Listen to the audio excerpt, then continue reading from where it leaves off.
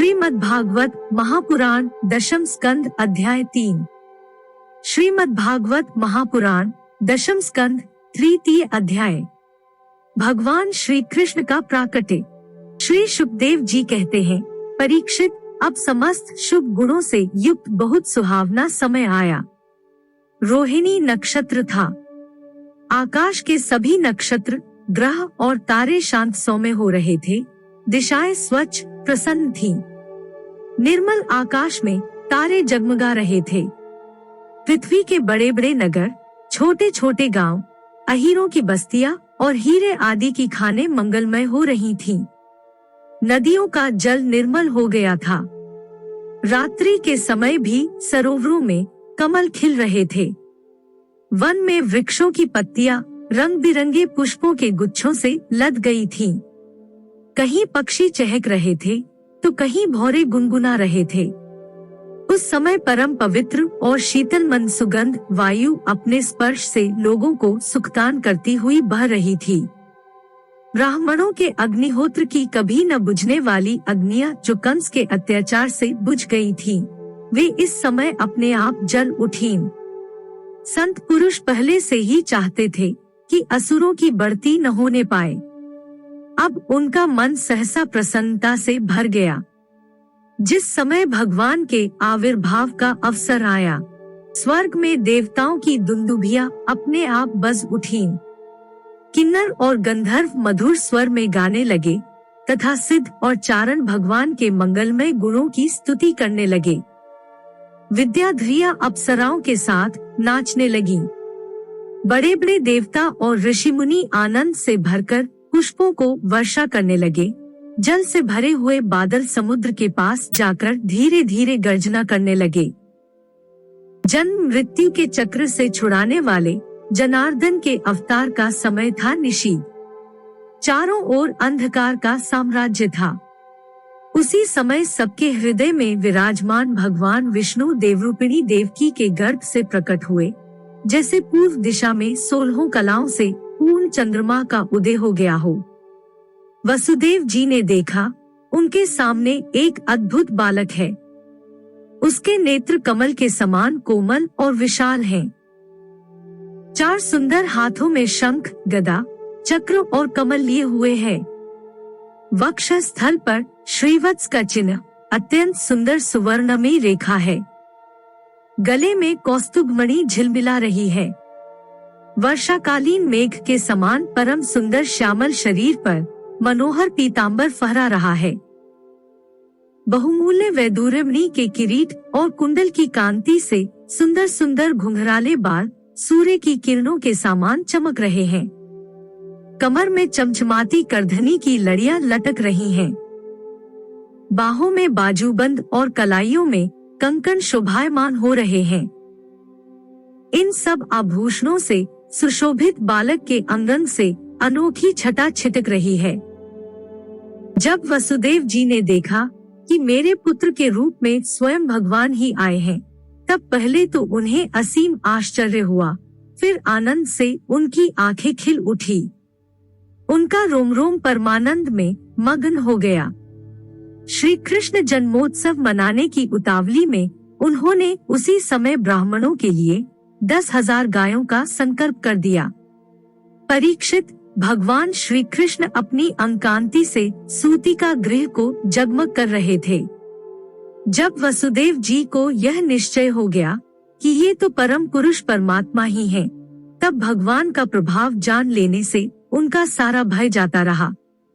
अपनी बुद्धि स्थिर करके उन्होंने भगवान के चरणों में अपना सर झुका दिया और फिर हाथ जोड़कर वे उनकी स्तुति करने लगे। वसुदेव जी ने कहा, मैं समझ गया कि आप प्रकृति से अतीत साक्षात पुरुषोत्तम हैं। आपका स्वरूप है केवल अनुभव और केवल आनंद। आप समस्त बुद्धियों के एकमात्र साक्षी हैं। आप ही सर्ग के आदि में अपनी प्रकृति से इस त्रिगुणमय जगत की सृष्टि करते हैं। फिर उसमें प्रविष्ट न होने पर भी आप प्रविष्ट के समान जान पड़ते हैं। जैसे जब तक महत्व आदि कारण तत्व पृथक पृथक रहते हैं, तब तक उनकी शक्ति भी पृथक होती है। जब वे इंद्रियादि 16 विकारों के साथ मिलते हैं, तभी इस ब्रह्मांड की रचना करते हैं और इसे उत्पन्न करके इसी में अनुप्रविष्ट से जान पड़ते हैं। परंतु सच्ची बात तो यह है कि वे किसी भी पदार्थ में प्रवेश नहीं करते। ऐसा होने का कारण यह है कि उनसे बनी हुई जो भी वस्तु है, उनमें वे पहले से ही विद्यमान रहते हैं। ठीक वैसे ही बुद्धि के द्वारा केवल गुणों के लक्षणों का ही अनुमान किया जाता है और इंद्रियों के द्वारा केवल गुणमय विषयों का ही ग्रहण होता है। यद्यपि आप उनमें रहते हैं, फिर भी उन गुणों के ग्रहण से आपका ग्रहण नहीं होता। इसका कारण यह है कि आप सब कुछ हैं, सबके अंतर्यामी हैं और परमार्थ सत्य आत्म स्वरूप हैं। गुणों का आवरण आपको ढक नहीं सकता, इसलिए आप में न बाहर है न भीतर। फिर आप किसमें प्रवेश करेंगे? जो अपने इन दृश्य गुणों को अपने से पृथक मानकर सत्य समझता है, वह अज्ञानी है।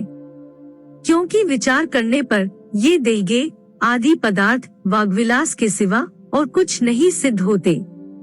विचार के द्वारा जिस वस्तु का अस्तित्व सिद्ध नहीं होता, बल्कि जो बाधित हो जाती है, उसको सत्य मानने वाला पुरुष बुद्धिमान कैसे हो सकता है? प्रभु कहते हैं कि आप स्वयं समस्त क्रियाओं, गुणों और विकारों से रहित हैं। फिर भी इस जगत की सृष्टि, स्थिति और प्रलय आपसे ही होते हैं। यह बात परम ऐश्वर्यशाली परब्रह्म परमात्मा आपके लिए असंगत नहीं है।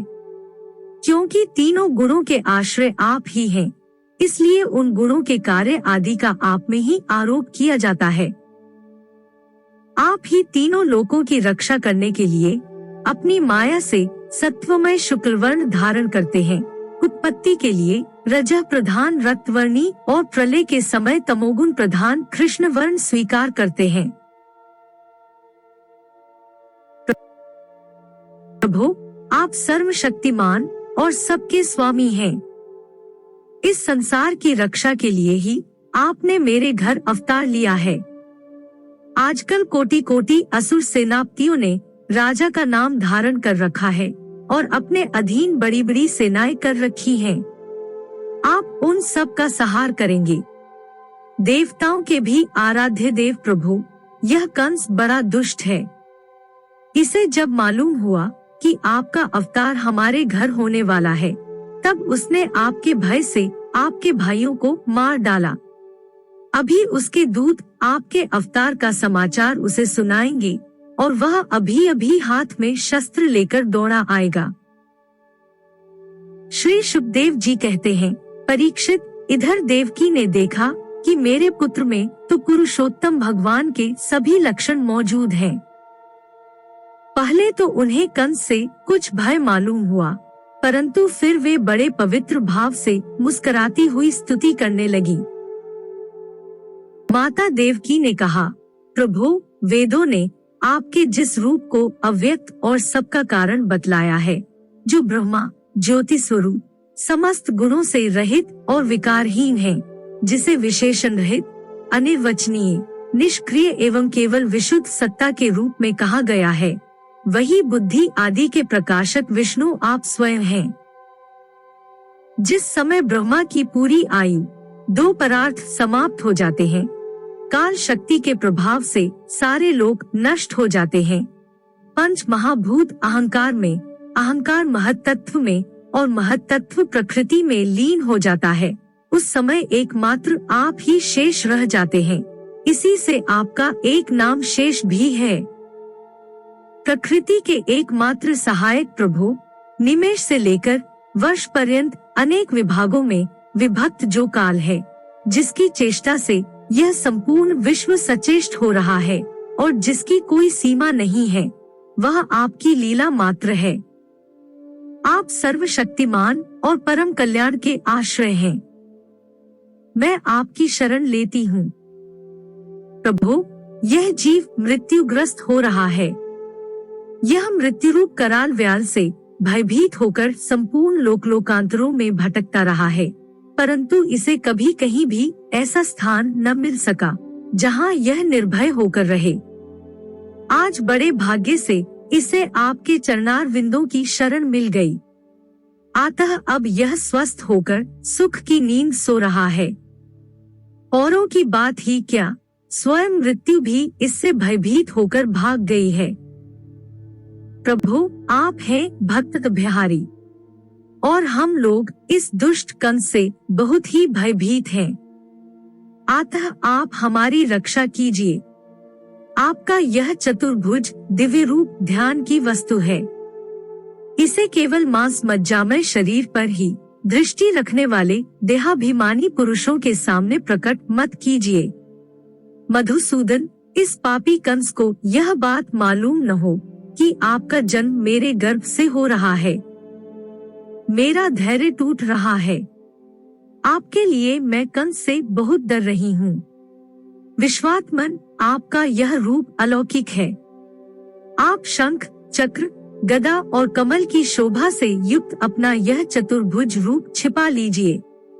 प्रलय के समय आप इस संपूर्ण विश्व को अपने शरीर में वैसे ही स्वाभाविक रूप से धारण करते हैं जैसे कोई मनुष्य अपने शरीर में रहने वाले छिद्र रूप आकाश को।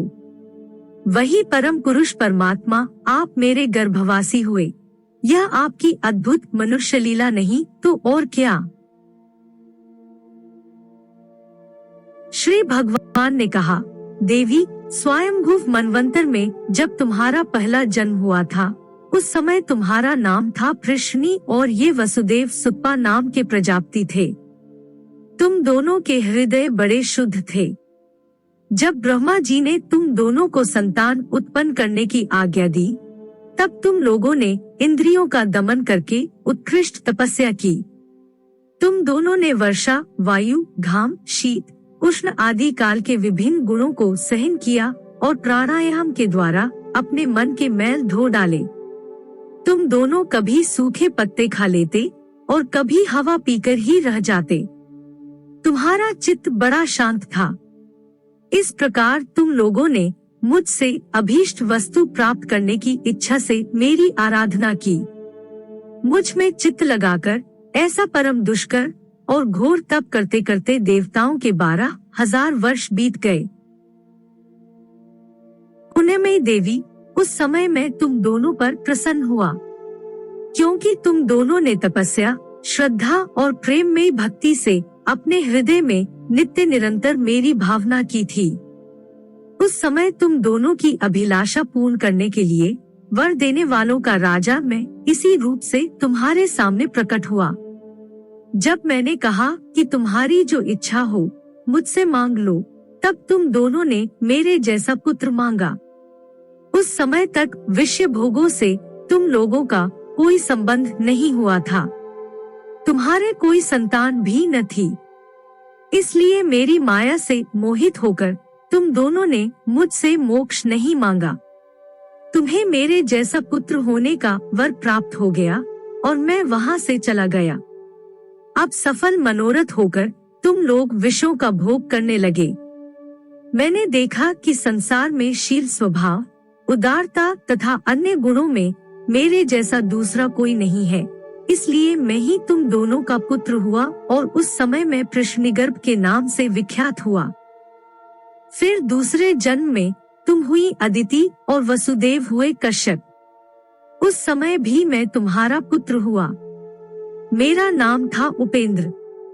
शरीर छोटा होने के कारण लोग मुझे वामन भी कहते थे। सती देवकी, तुम्हारे इस तीसरे जन्म में भी उसी रूप से फिर तुम्हारा पुत्र हुआ हूँ। मेरी वाणी सर्वदा सत्य होती है। मैंने तुम्हें अपना यह रूप इसलिए दिखला दिया है कि तुम्हें मेरे पूर्व अवतारों का स्मरण हो जाए।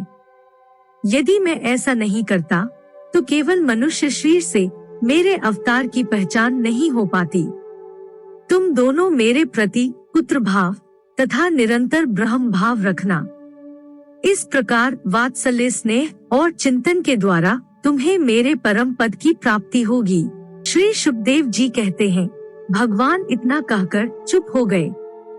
अब उन्होंने अपनी योग माया से पिता माता के देखते देखते तुरंत एक साधारण शिशु का रूप धारण कर लिया। तब वसुदेव जी ने भगवान की प्रेरणा से अपने पुत्र को लेकर सूतिका गृह से बाहर निकलने की इच्छा की। उसी समय नंद पत्नी यशोदा के गर्भ से उस योगमाया का जन्म हुआ, जो भगवान की शक्ति होने के कारण उनके समान ही जन्मरहित है। उसी योगमाया ने द्वारपाल और पुरवासियों की समस्त इंद्रिय वृत्तियों की चेतना हर ली। वे सबके सब अचेत होकर सो गए। बंदी गृह के सभी दरवाजे बंद थे। उनमें बड़े बड़े किवाड़, लोहे की जंजीरें और ताले जड़े हुए थे। उनके बाहर जाना बड़ा ही कठिन था, परंतु वसुदेव जी भगवान श्री कृष्ण को गोद में लेकर ज्यों ही उनके निकट पहुँचे, त्यों ही वे सब दरवाजे आप से आप खुल गए। ठीक वैसे ही जैसे सूर्योदय होते ही अंधकार दूर हो जाता है। उस समय बादल धीरे धीरे गरज कर जल की फुहारें छोड़ रहे थे। इसलिए शेष जी अपने फनों से जल को रोकते हुए भगवान के पीछे पीछे चलने लगे। उन दिनों बार बार वर्षा होती रहती थी। इससे यमुना जी बहुत बढ़ गई थी। उनका प्रवाह गहरा और तेज हो गया था। तरल तरंगों के कारण जल पर फेन ही फेन हो रहा था। सैकड़ों भयानक भंवर पड़ रहे थे। जैसे सीतापति भगवान श्री राम जी को समुद्र ने मार्ग दे दिया था, वैसे ही यमुना जी ने भगवान को मार्ग दे दिया। वसुदेव जी ने नंद बाबा के गोकुल में जाकर देखा कि सबके सब गोप नींद में अचेत पड़े हुए हैं। उन्होंने अपने पुत्र को यशोदा जी की शैया पर सुला दिया और उनकी नवजात कन्या लेकर वे बंदी गृह में लौट आए।